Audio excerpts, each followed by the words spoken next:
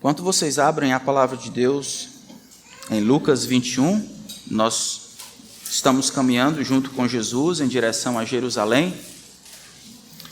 2 dias atrás, Jesus entrou em Jerusalém sobre os aplausos do povo, dizendo: Hosana, Hosana nas maiores alturas, Hosana ao que vem em nome do Senhor.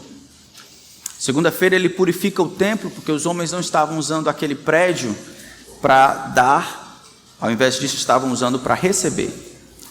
E na terça-feira eles vão ter um tempo, Jesus vai ter um tempo com os líderes religiosos de conversar sobre muitas coisas. Na verdade, ele vai ser preso na quinta-feira, e esse dia, a terça, é o dia mais cheio no sentido de controvérsias, dificuldades, discussões, implicações, denúncia, condenação.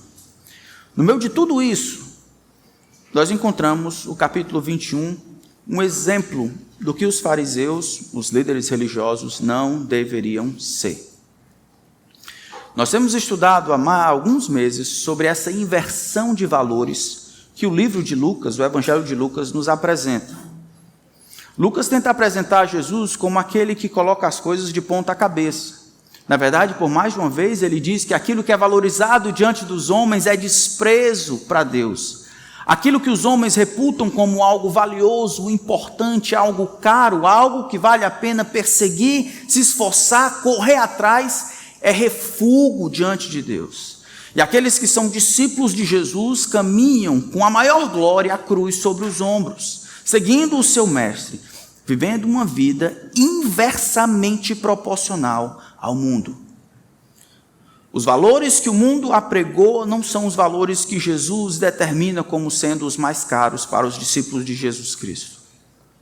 E na última vez que Jesus fala sobre valor, fala sobre dinheiro, pelo menos no Evangelho de Lucas, ele vai colocar este exemplo de inversão de valores no topo.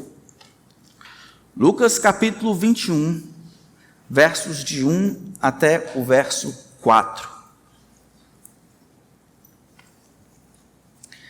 Diz assim a palavra do grande Deus: Jesus estava observando e viu os ricos que lançavam seu dinheiro na caixa de ofertas. Viu também certa viúva pobre lançar ali 2 pequenas moedas. Então Jesus disse: em verdade lhes digo que esta viúva pobre deu mais do que todos eles, porque todos esses deram como oferta daquilo que lhes sobrava. Esta, porém, da sua pobreza, deu tudo o que possuía. Esta é a última vez que Lucas vai falar sobre dinheiro no seu evangelho. Talvez desenhando para nós ou para as pessoas, para que elas consigam ver e entender de uma vez por todas que os discípulos de Jesus não podem ter os mesmos valores do mundo. Eles não usam os recursos deste mundo da mesma maneira que os outros usam. Eles não avaliam as coisas ou os recursos que eles têm como o mundo avalia. Por esse texto, Jesus ensina um ponto mais alto. É como se todos nós estivéssemos, como se fosse no nível do mar, e esta viúva pobre, frágil e debilitada, no topo do Monte Everest. O que Jesus vai ensinar por meio dessa ilustração, desse exemplo dessa viúva pobre, é que ele não tem prazer em sobejo. É que o Deus de todo o universo não deveria ser tratado com sobras. Jesus vai nos ensinar quando o muito é pouco ou quase nada.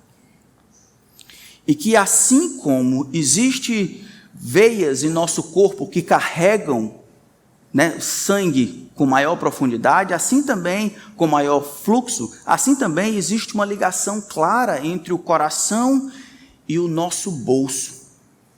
Existe uma artéria central entre o coração e o nosso bolso, que Jesus já tem explicado ao longo do seu evangelho. Quer saber aonde estão as coisas? É só seguir. O que Jesus está dizendo é que onde está o seu tesouro, aí também estará o seu coração. Siga o tesouro, Siga os investimentos, siga naquilo que é caro para você, e ali, ao final do arco-íris, você encontrará o seu coração.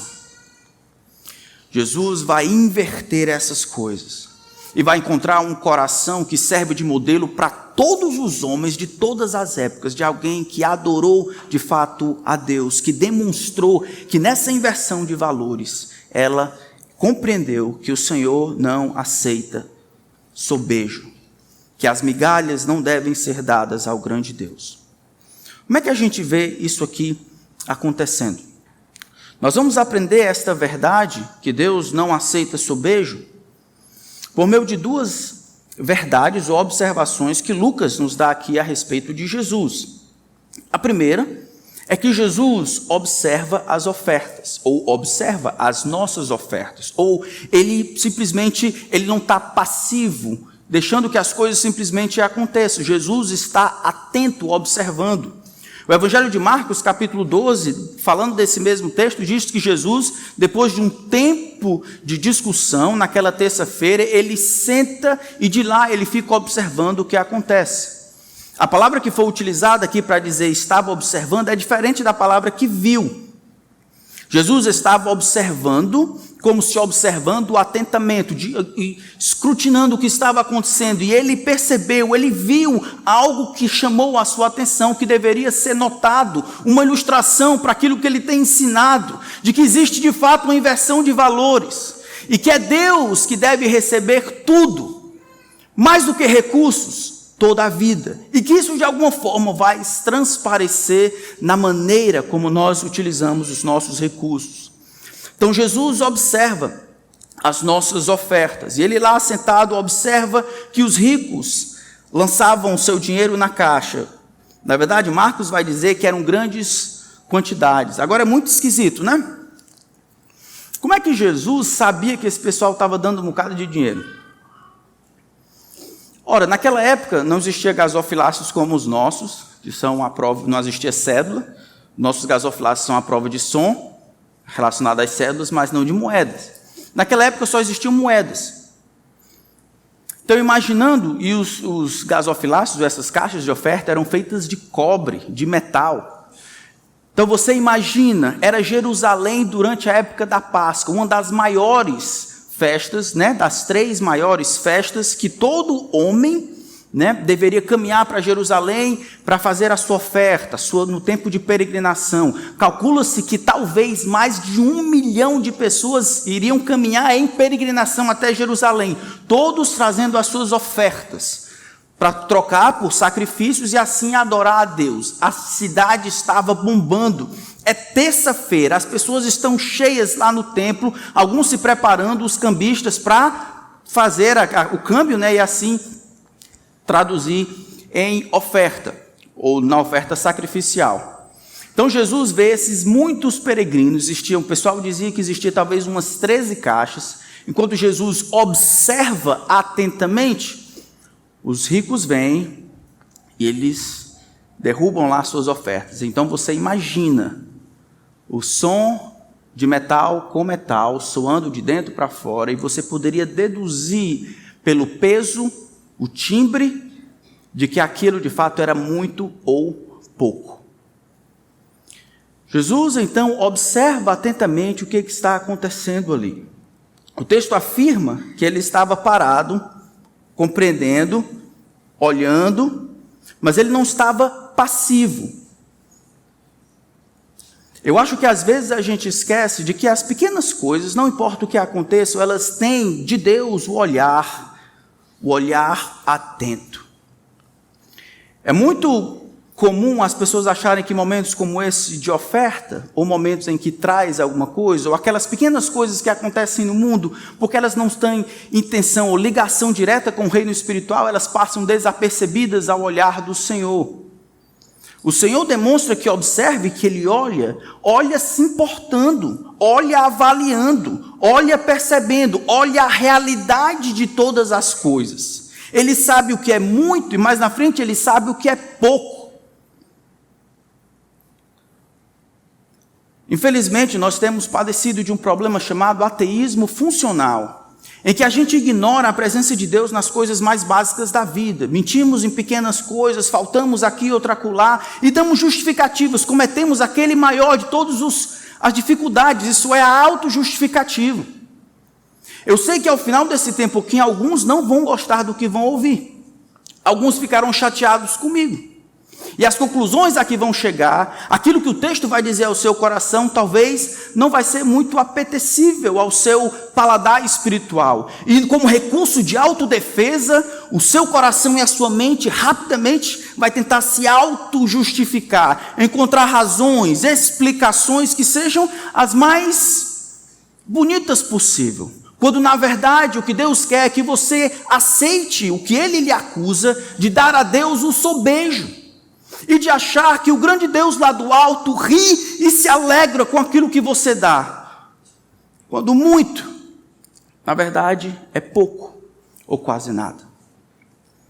O Senhor então observa o que está acontecendo lá. Enquanto os homens dão uma grande quantidade, os ricos dão uma grande quantidade, ele observa também que uma certa viúva. As viúvas naquela época eram as pessoas mais frágeis de toda a sociedade. Elas não tinham ninguém por elas, era responsabilidade dos líderes religiosos e até da sinagoga, daqueles que tinham poder providenciar para as viúvas. Algumas vezes, os filhos ou outros filhos, membros da família, deveriam cuidar e providenciar para a viúva, mas a viúva era uma mulher, uma pessoa desamparada. Muitas delas viviam de pouco, viviam no templo, viviam de esmolas. Eram desamparadas financeiramente, eram desamparadas em termos de representatividade. Não eram protegidas como as outras pessoas que poderiam representar a si mesmo. Viúva, então, infelizmente, eram desprotegidas, frágeis, despreparadas. Por isso que Deus, em sua palavra, vai ser chamado de o pai dos órfãos e o juiz das viúvas, aquele que cuida, aquele que protege. Tinha determinado para Israel o cuidado das viúvas. No Novo Testamento, as viúvas têm que ser protegidas pela igreja, cuidadas pela igreja, sustentadas pela igreja. Então Jesus faz um contraste gigantesco, os ricos dando muito, ouvindo o tiritar das moedas caindo, enquanto a viúva vem, e o texto diz que ela entrega 2 pequenas moedas. Agora isso aqui é fabuloso. 2 pequenas moedas, não é a diferença entre uma moeda de R$1, entre uma moeda, sei lá, de 10 centavos. As 2 moedas aqui, ela está fazendo uma tradução de 2 leptos, ou quadrantes. Então, lembra numa sociedade em que as moedas eram diferentes, talvez do tipo de material que ela construído, e aí do tamanho representava uma porcentagem do outro. Então, a diária de um trabalhador braçal era um denário. Tá bom? Um lepto era a 100ª parte de um denário. Então, se colocássemos para hoje, em termos de salário mínimo, se o salário mínimo é 1.100, a diária de um trabalhador normal, a carga horária, seria R$ 36,67. Um lepto representa 6 minutos de trabalho naquela época. A nossa hora é R$ 5,00. A gente não tem nem moeda para dizer o que representa o lepto. 0,5 centavos. Não dá para saber o que é que essa mulher estava fazendo lá, entregando tudo isso. A gente não sabe se ela recebeu de uma esmola. O fato é que ela tem 1 centavo dividido em 2 moedas pequenas. O correspondente, cada uma das moedas, a 6 minutos de trabalho diário. O texto vai além, Jesus avaliando, mas na frente a gente vai ver, diz que isso era tudo quanto ela tinha, é todo o seu sustento. Era pouco, mas para ela era tudo. O texto então diz que ela faz exatamente isso, ela lança lá. Eu não sei o que é que ela tinha na cabeça. Eu não sei se ela tinha pensado, o Senhor está em todo lugar, o Senhor sabe o que eu estou fazendo. Não sei quais eram as motivações que estavam dentro do coração dela, mas eu gostaria de ver essa mesma coisa no meu coração e no coração de vocês. Nós ignoramos a realidade de que o grande Deus observa tudo o que fazemos, que Ele sabe quando nós damos uma de outra pessoa, quando nós mentimos, como nós somos hipócritas. E todos nós somos tendenciosos a estar bem na fita para melhor passar quando Deus conhece o nosso coração. Lembra do texto do Novo Testamento? O José de Arimateia, o povo estava precisando, ele vende uma propriedade para ajudar os irmãos. Parece que os outros viram isso, Ananias e Safira, e eles tiveram uma ideia muito legal.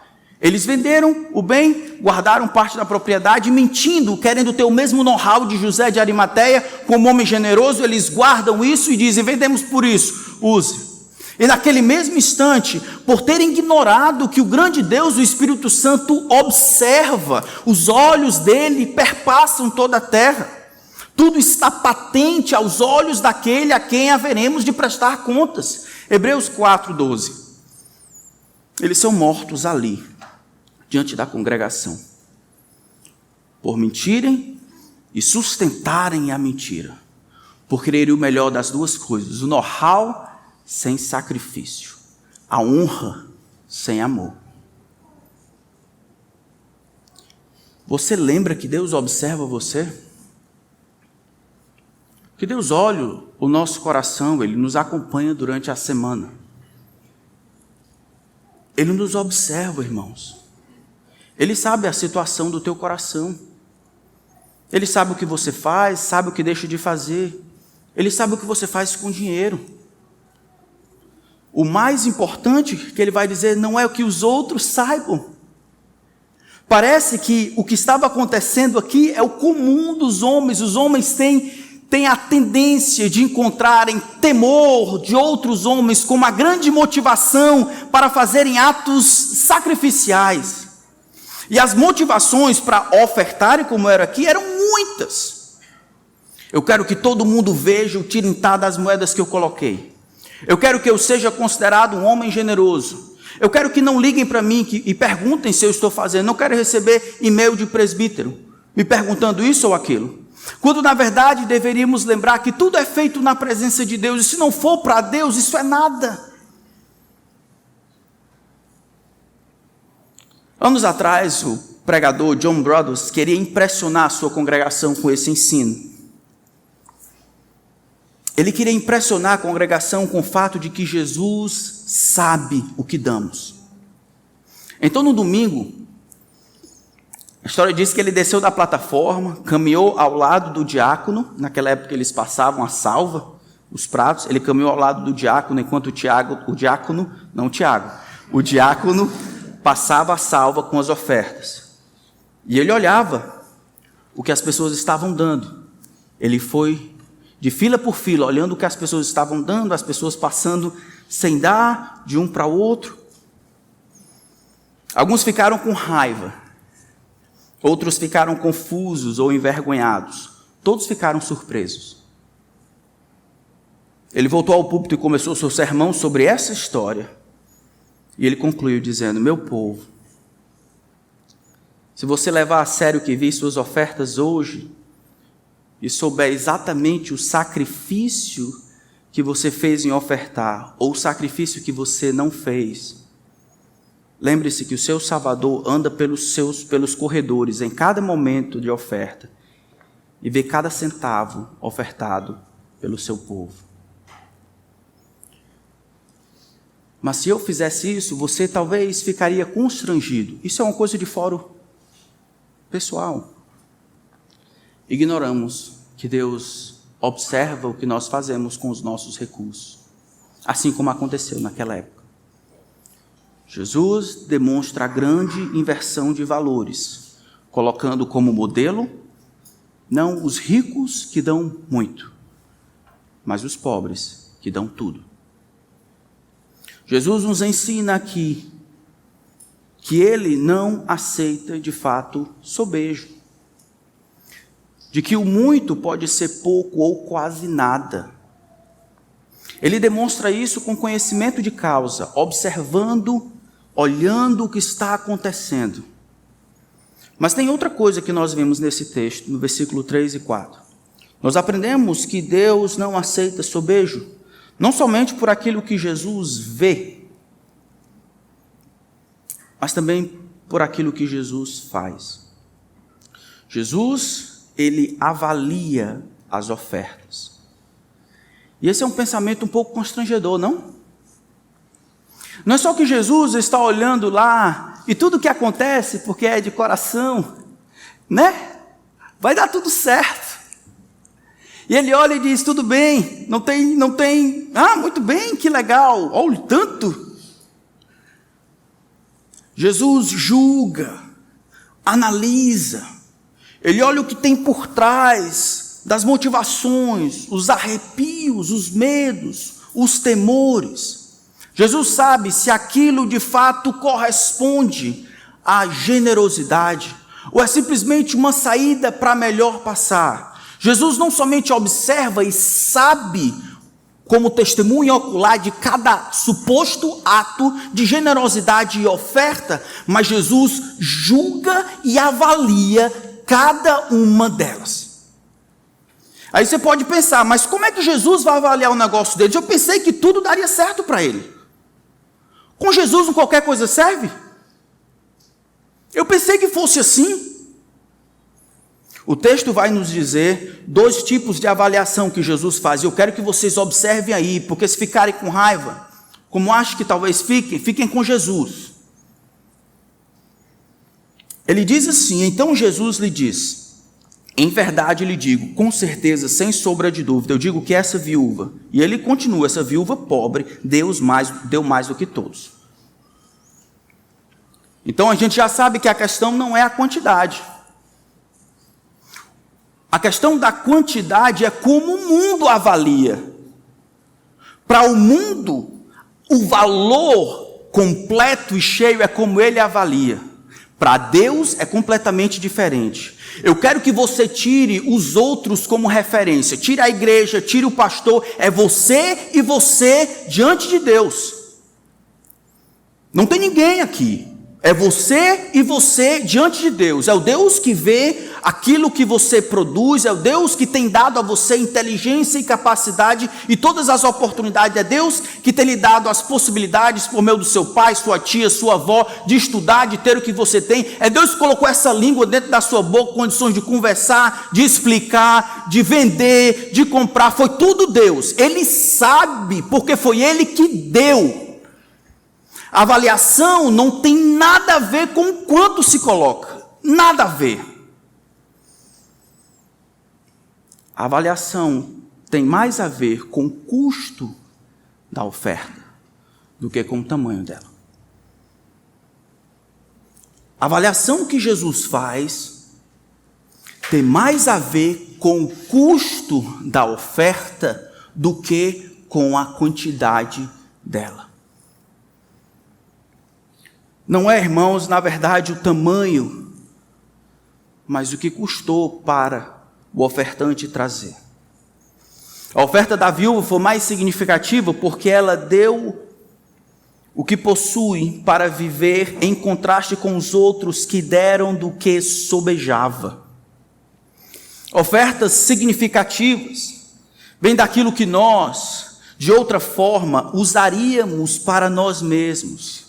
Assim, a devoção sincera desta viúva está em contraste com as ofertas rotineiras, uma vez que eles fazem na fartura. Nós temos essa mentalidade, infelizmente. Conta-se a história de que uma mulher guardou um peru por 23 anos, congelado no freezer. E depois de 23 anos, ela ligou para a empresa do peru e disse, eu queria saber se é possível eu cozinhar esse peru e comer. O homem do lado dela disse, olha, é o seguinte, você pode utilizar, se ele não tiver tido muita oscilação, tiver sido congelado por esses 23 anos, é só que por esse tempo todo, então o gosto já foi embora. Você pode comer, mas o gosto já foi embora, não existe mais nada. Aí ele disse, não, tudo bem, eu ia doar para a igreja, é isso mesmo que eu queria saber.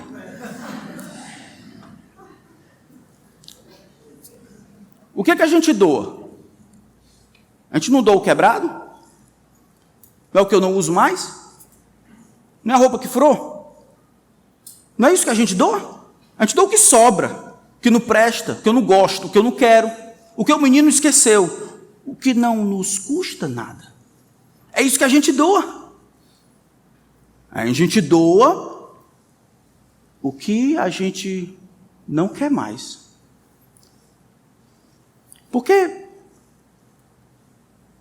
Jesus, olha que a oferta ela é avaliada por Deus, não pelo tamanho dela, mas pelo custo que ela tem. Diga, irmão, qual foi a última vez que você ajudou os outros ou deu alguma coisa que lhe custou? Vamos falar sobre dinheiro, que é o assunto aqui. Você dá o que lhe custa? Ou dá o que sobeja? Não sou eu que estou dizendo, esse assunto é um assunto que pesa no meu próprio coração. Eu quero aprender a fazer isso. Deus não aceita sobejo. Não quero que na avaliação do grande Deus, enquanto Ele observa onde está o nosso coração, exista lá um caderno onde a gente deu bastante, mas isso nunca seria usado para mim. Isso é sobra, isso é espúrio, isso aqui é sobejo, isso nem me toca, isso nem me custa. Do que a senhora aqui, a viúva que deu tudo quanto tem. É isso que ele explica no versículo 4. Sabe por quê? Que a minha avaliação é assim, sabe por quê? Esta viúva pobre deu mais do que todos os outros que depositaram grandes quantias, porque todos estes deram como oferta daquilo que lhes sobrava, daquilo que sobejava. Eles não deram algo que, de outra forma, eles usariam para si, eles nunca usariam esse recurso passa direto, não era algo que estava dentro do seu ciclo de necessidades, algo que ele usaria para si. Ele não tirou do açaí, ele não tirou da pizza, ele não tirou da comida do cachorro, ele não tirou de qualquer outra coisa que ele usaria, ele deu a sobra. E em fazer isso, Jesus diz, isso é pouco. Mesmo que seja muito. Na verdade, é quase nada. Jesus, mais do que isso, ele avalia a proporção com que as dádivas de alguém testemunham a respeito de seus bens. Esta, porém, da sua pobreza, deu tudo o que possuía, todo o seu sustento. A gente não gosta muito de falar sobre proporcionalidade, porque a gente tem mecanismos de justificar, né, que são bem mundanos, eu e você, nós temos. E a gente encontra justificativas bem bonitas a respeito disso. Jesus coloca uma proporcionalidade. É assim que ele avalia o custo e a proporção. Não é a quantidade e a quantidade, mas o custo e a avaliação.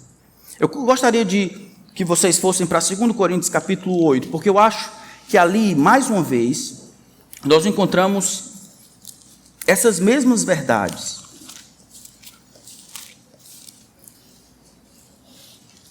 2 Coríntios capítulo 8.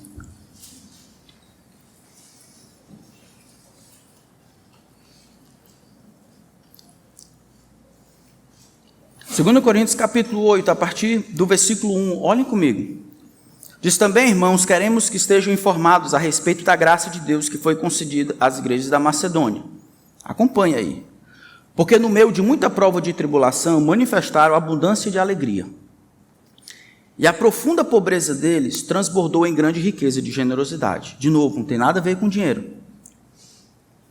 Porque posso testemunhar que na medida de suas posses, isso é o normal, e mesmo acima delas, isso é divino. Eles contribuíram de forma voluntária, isso é de Deus, pedindo-nos com muita insistência a graça de participarem da assistência aos santos. E não fizeram somente como nós esperávamos, mas pela vontade de Deus, deram a si mesmos, primeiro ao Senhor, depois a nós. O que está acontecendo aqui? Paulo tinha mandado Tito para ajudar, estava tendo uma grande fome na Judéia. E aí ele manda um aviso para as igrejas, manda um WhatsApp, pedindo para que eles comecem a levantar uma oferta para ajudar esses irmãos. Certo? Mandam para eles ajudarem esses irmãos. E aí as igrejas da Macedônia eram pobres, na verdade extremamente pobres. Filipos, por exemplo, é uma delas. Filipos, a igreja de lá tinha ajudado Paulo 2 vezes financeiramente para que ele pudesse correr, andar e pregar o evangelho. Agora surge uma outra necessidade. Para o generoso não tem nada a ver com recurso. A dificuldade daquele é minha oportunidade. E eles chegam para Paulo: Paulo, a gente quer entrar. Aí, não, tu ajudou 2 vezes, está difícil. Aí, não, deixa os outros sentarem. Não, Paulo, eu gostaria muito de poder ajudar. Não, que é isso, vocês estão precisando. Mas eu gostaria muito de ajudar. Paulo compreende isso, em primeiro lugar, no versículo 1, como a graça de Deus. Ele diz: irmãos, quero que vocês compreendam a graça que foi concedida, essa percepção de ajudar, de tirar de onde não tem, de dar sacrificialmente para o benefício de pessoas que talvez eu nunca conheça. Isso é graça de Deus. É graça de Deus. Depois ele fala do custo. A profunda pobreza deles, versículo 2, transbordou em grande riqueza de generosidade. Não tem nada a ver com o recurso ou com a quantidade que se dá, tem que ver com o custo para mandar aquele recurso. Não tem nada a ver com a quantidade que se dá, o valor, mas o custo da oferta em si. Versículo 4, ele fala do coração, pedindo-nos com muita insistência, mais uma vez, a graça de participarem dessa assistência. Verso 5, eles deram-se a si mesmos, primeiro ao Senhor. Fala do coração, porque onde estiver o seu tesouro, ali estará também o teu coração. Irmãos, mas olha o que vem aqui no versículo 8. Olha que texto chocante. Não digo isso na forma de mandamento. Eu não quero que vocês deem porque eu estou mandando. Paulo está dizendo. Tem que ser voluntário. É mais do que isso. Mas para provar se o amor de vocês é o quê? Comparando com a dedicação de outros. Corinto era uma igreja rica, financeiramente. Filipos, ou os da Macedônia, era uma igreja pobre. E aí Paulo olha assim: rapaz, isso, por causa da graça de Deus, esses irmãos conseguiram ajudar esses outros irmãos. Eu quero ver se existe sinceridade de vocês, quando aqueles que não podem, conseguem dar. E vocês que conseguem, de fato, não dão. Paulo aqui nivela que o problema não é uma questão de condições, nunca é, porque não é questão de quantidade. No fundo, quando a gente tira tudo de cima, no fundo da ausência de generosidade daquele que é crente, no fundo, sabe o que existe? Falta de amor. No final das contas, irmãos, não existe nenhuma outra acusação. É falta de amor. Eu quero testar pela dedicação de outros a sinceridade do vosso amor. Se o amor de fato de vocês é sincero. Esse mesmo tipo de raciocínio aparece em João, na primeira carta de João. Ele vai dizer: irmãos, não ameis de língua, mas de fato e de verdade, não só da boca para fora. Se alguém chegar e disser: irmão, eu estou com a necessidade de uma coisa aí para você poder me ajudar aí com comida, e você disser: irmãos, ide em paz, que o Senhor te abençoe, aquecei-vos e fartai-vos. 1 João, assim como Tiago, vai dizer a mesma coisa. Como é que vocês fazem isso? Como é que vocês podem dizer que existe amor em vocês? E se existe amor, é amor por outras coisas. Mas onde é que está? De onde é que a gente recebe esse exemplo? Versículo 9. E aqui é a base, irmãos. Pois vocês conhecem a graça do nosso Senhor Jesus Cristo, que sendo rico se fez o quê? Pobre por amor de vocês, para que por meio da pobreza dele, vocês se tornassem ricos. Isso não é religião, isso não é toma lá da cá, é que somente aqueles que sacrificialmente ajudam os outros, demonstram de maneira clara aquilo que aprenderam de Jesus.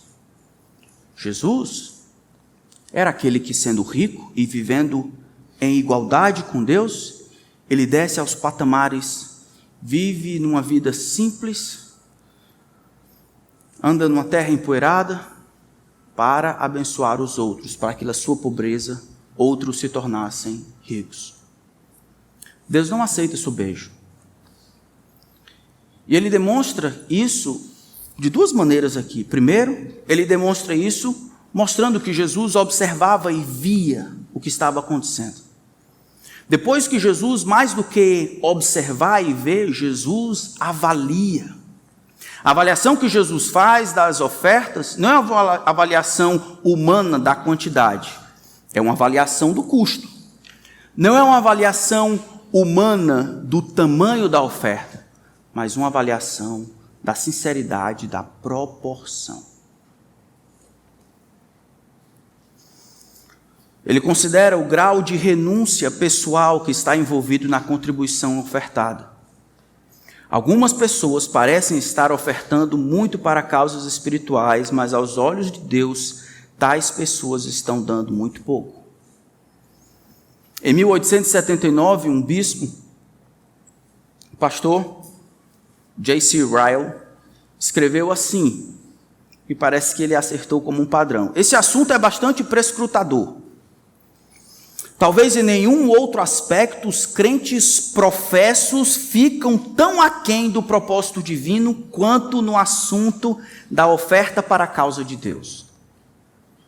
Receamos que milhares entre os crentes nada sabem sobre o contribuir como uma obrigação espiritual. A pouca contribuição financeira que existe está ligada completamente a um seleto grupo na igreja. E mesmo entre os que ofertam regularmente, precisamos reconhecer com ousadia, embora tristeza, os pobres são os que, em proporção às suas posses, contribuem mais do que os ricos. O texto diz, em proporção, ela deu tudo quanto tinha. Eu fiquei pensando nessa semana, é difícil a gente chegar nesse mesmo nível. Eu não sei se nenhum de nós chegou a uma situação em que a gente só tinha o dinheiro do pão. O pão da manhã. Eu não sei se a gente daria. Eu só tenho dinheiro para alimentar os meus filhos. Eu só tenho dinheiro para comprar o almoço. Eu duvido que qualquer de nós chegou a essa situação em que nós não temos tudo o que nós tínhamos, era muito pouco. Eu sei que a vida é difícil para alguns de nós, mas sempre tem onde correr, o pai para ligar, tem a mãe para correr, pode visitar um irmão assim devagarzinho, perto da hora do almoço, 11h30, tem uma bicicleta para vender, pode vender um par de sapato, trocar o chinelo, pagar um empréstimo. Viúvas não podiam fazer nada. Alguém que faz o que ela fez deveria lembrar de alguns textos. Talvez Salmo 68, verso 5, que o Senhor é o pai dos órfãos e o juiz das viúvas. Talvez o Salmo 103, que o Senhor é Deus compassivo e bondoso, conhece a nossa estrutura e sabe que somos pó. Talvez o Salmo 145, 14 e 15, o Senhor sustém todos os que vacilam, levanta todos os que estão prostrados, em ti esperam os olhos de todos, e tu ao seu tempo lhes dá o alimento. Uma mulher que consegue dar tudo o que tem, dar sacrificialmente, é uma mulher que confia que Deus pode prover para ela. O avarento não dá, sabe por quê? Ele não confia em Deus. Vai faltar. Pode faltar. Se não para mim, para o meu filho, meu neto. Eu não posso ficar sem. O avarento não confia. E ele não confia. Ele acha que depende dele. E se faltar? O texto liga aqui a adoração verdadeira com o fato de ofertar, irmãos.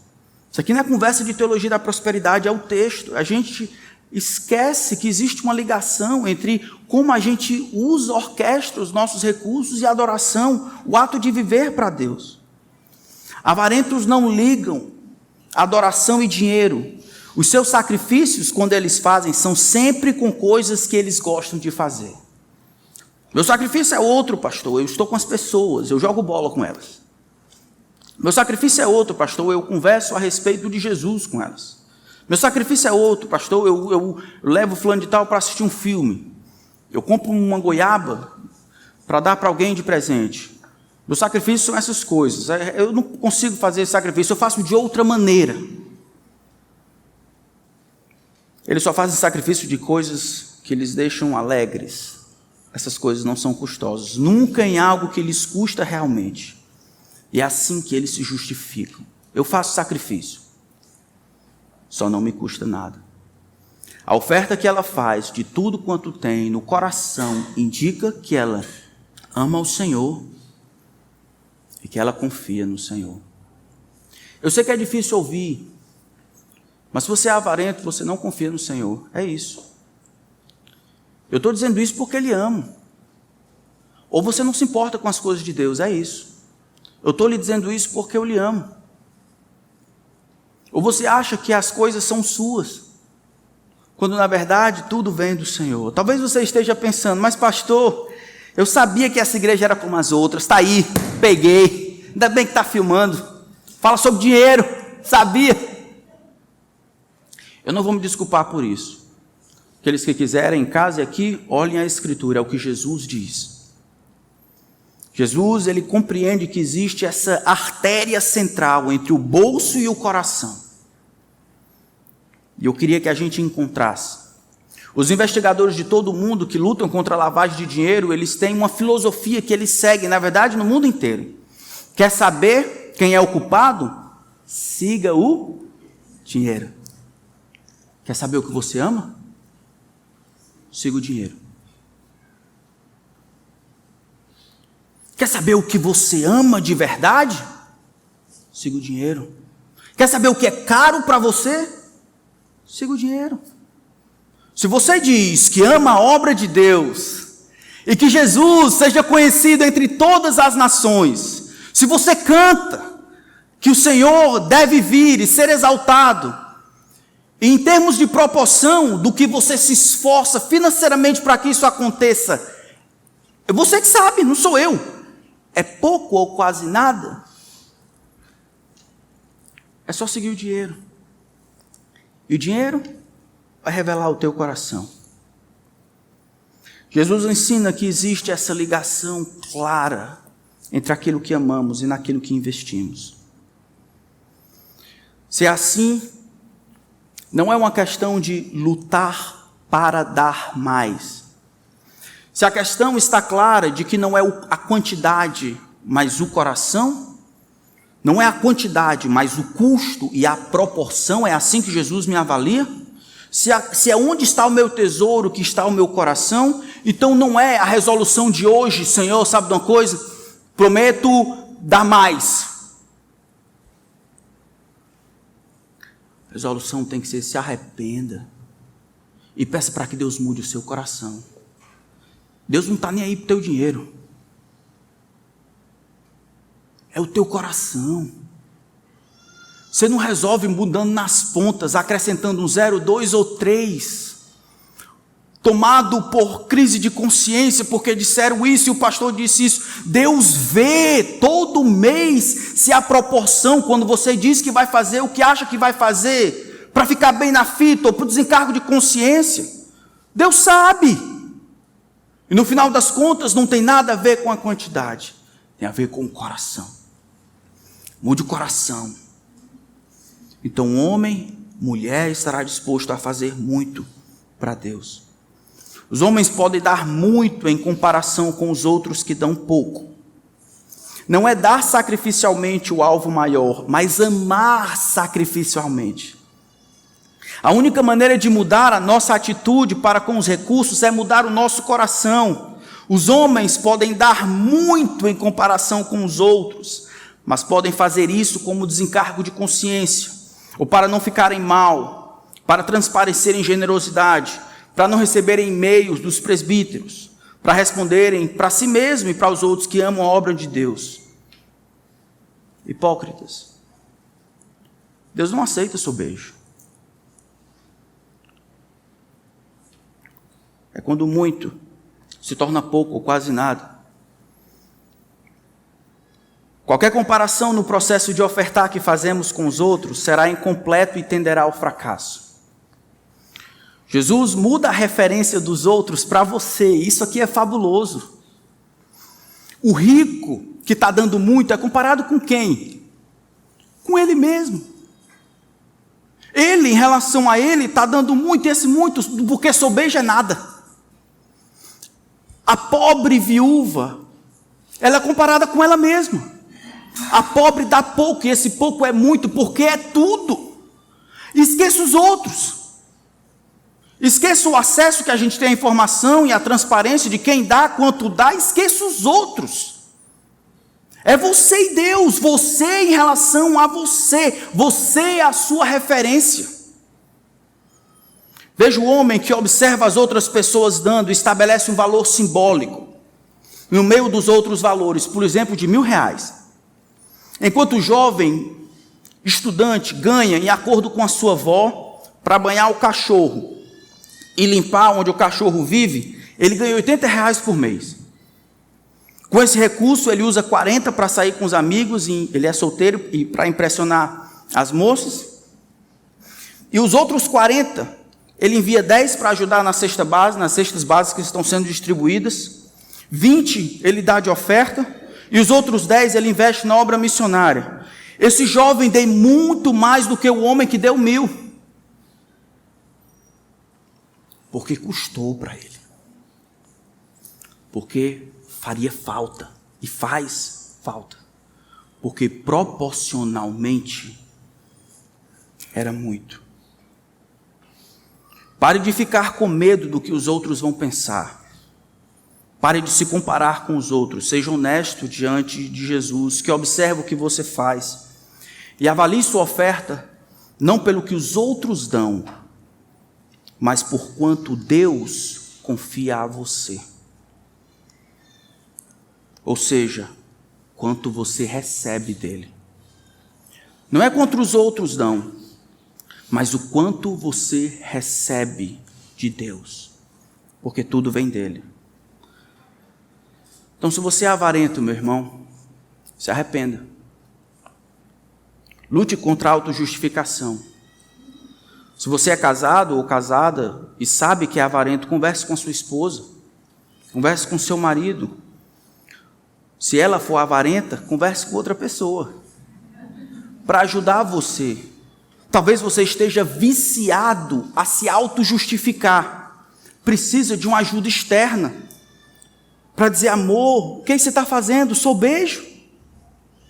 Acha que isso impressiona? Está comparando com os outros? O que está fazendo, amor? É Jesus, lembra?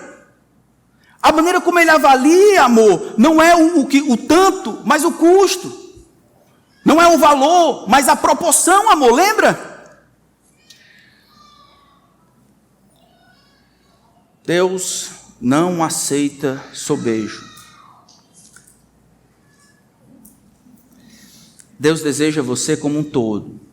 E foi isso que ele fez numa cruz. Nossa disponibilidade em ofertar vai demonstrar a sinceridade do nosso amor.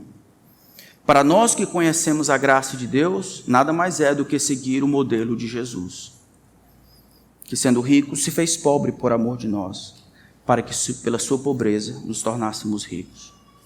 Que o Senhor nos ajude a dar a Cristo o melhor que temos. Dar o nosso coração e o melhor que temos. Não as sobras. Lembrando que o nosso Deus, Ele não aceita sobejo. A Ele, só o melhor. Na verdade, tudo é dele. Amém? Amém. Senhor, eu queria pedir pelo meu coração e pelo coração dos meus irmãos, Eu sei que a gente fica muito desconfortável algumas vezes com a tua palavra, sendo que ela é a tua palavra, que o Senhor nos molde, nos confronte e nos restaure. Nós temos aprendido que existem valores outros que o mundo tem mentido para nós e nós temos mentido para nós mesmos. Temos tratado o Senhor como um mendigo, pobrezinho, que se impressiona com as coisas que damos, quando na verdade tudo vem das tuas mãos e das tuas mãos nós ofertamos de volta. Pai, protege o nosso coração, que nenhum de nós ame as coisas mais do que ama o Senhor. Possamos observar que no coração de cada avareza existe a falta de amor por ti e pelos outros. Peço que o Senhor nos ajude, em nome de Cristo. Amém.